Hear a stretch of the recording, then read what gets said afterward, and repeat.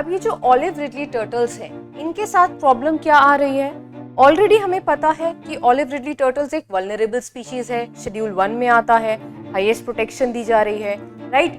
अरीबाडा is the mass nesting that we see, है ना? And specifically हम उड़ीसा के कोस्ट पे हम इसको देखते हैं। गहीरमठ एक बहुत इंपॉर्टेंट लोकेशन है जहाँ पर it is one of the largest rookery, अगर हम कहें, ब्रीडिंग और नेस्टिंग साइट है, राइट? बट यही ऑलिव रिडली टर्टल्स के साथ ग्लोबल वार्मिंग का इम्पैक्ट कैसे देखा जाता है?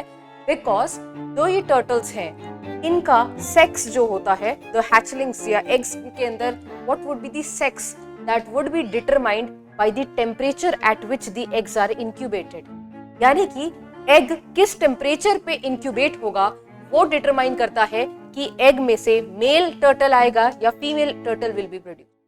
So what is happening now कि टेम्परेचर राइज हो रहा है, ग्लोबल वार्मिंग हो रही है तो टेम्परेचर राइज हो रहा है, पानी का टेम्परेचर भी राइज हो रहा है, कोस्टल इकोसिस्टम्स का टेम्परेचर राइज हो रहा है। तो मेजरली हमें क्या दिख रहा है? एग्स जो इंक्यूबेट हो रहे हैं वो हायर टेम्परेचर पे हो रहे हैं।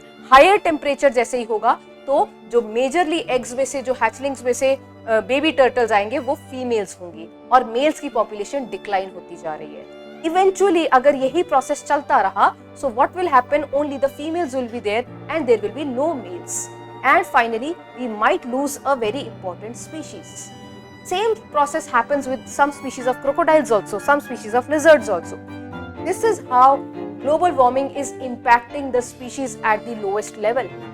एकदम इंडिविजुअल लेवल पर अगर हम देखें तो इस तरीके से ग्लोबल वार्मिंग का इम्पैक्ट वाइल्ड लाइफ के ऊपर आ रहा है। You can write this as an example, right?